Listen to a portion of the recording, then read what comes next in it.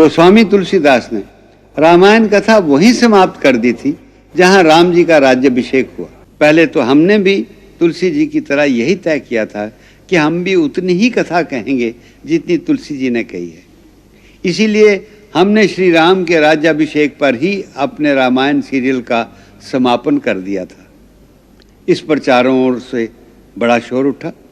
लोगों की मांग थी कि लव कुश कांड भी अवश्य दिखाया जाए।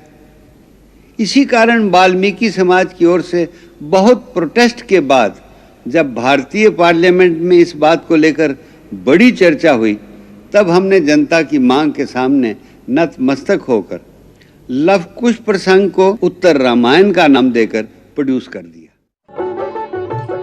आपने खुद सुना, रामानंद सागर ने स्वयं ही अपनी रामायण को पहले ही समाप्त कर दिया था, लेकिन दबाव में उन्होंने उत्तर रामायण का निर्माण किया। उत्तर रामायण को भी रामायण जैसी ही सफलता मिली। टीवी पर रामायण के रीटेलीकास्ट ने सफलता के नए रिकॉर्ड बनाए। इस सीरियल ने दुनिया भर में एक दिन में सबसे ज्यादा देखे जाने वाले शो का तमगा भी हासिल कर लिया है। लेकिन यह बात चौंकाने वाली है कि रामायण के कारण रामानंद सागर को कई बार कोर्ट केसेस भी झेलने पड़े। जी हां, इस वजह से वो उत्तर रामायण के कई एपिसोड्स की शूटिंग में भी नहीं पहुंच पाए थे। ऐसा नहीं है कि रामानंद सागर को रामायण बनाने के लिए सिर्फ तारीफें और सम्मान ही मिला, उन्हें खासा दबाव और कोर्ट के केसेस भी झेलने पड़े हैं। रामायण के कई हिस्सों को वो खुद भी नहीं बनाना चाहते थे, लेकिन उन पर भारी दबाव था। देश में दरअसल रामायण के प्रसारण से एक राजनीति का जन्म भी हो रहा था। तत्कालीन सरकार इसे लेकर काफी संशय में थी और रामायण का प्रसारण लंबे समय के लिए टाला गया। हिंदुत्व की लहर का डर तत्कालीन सरकार को सता रहा था।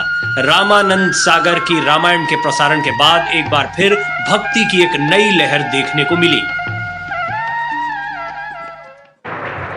हाल ही में एक इंटरव्यू में दीपिका चिखलिया यानी रामायण की सीता मैया ने बताया कि शो की शूटिंग के दौरान कई बार ऐसा हुआ जब रामानंद सागर ने सिर्फ स्क्रिप्ट भेजी, लेकिन खुद कोर्ट कचहरी के चक्कर में शूट को डायरेक्ट करने नहीं आ पाए। जब उत्तर रामायण शुरू हुआ तब तक रामानंद सागर जी पर कई सारे केस हो चुके थे।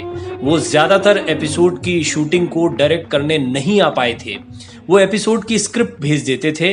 उन्होंने रामायण जैसा लिखा गया था उसी तरह से बनाया। उन्होंने इसमें रामायण की आंचलिक कहानियों को शामिल नहीं किया, लिहाजा उनके खिलाफ कई मामले दर्ज हुए। ऐसे में उनके बेटे मोती और आनंद सागर ने शो को डायरेक्ट किया। हमारा भी मत है कि धार्मिक ग्रंथों के साथ छेड़छाड़ नहीं होनी चाहिए। वहीं यह भी सत्य है कि हिंदू ग्रंथों के साथ बहुत छेड़छाड़ हुई है और उनसे कई लोगों की भावनाएं भी अब जुड़ गई हैं। रामानंद सागर ने इन दोनों बातों के बीच सामंजस्य बैठाने का असंभव प्रयास कर दिखाया। उन्हें सादर नमन। जय श्री राम।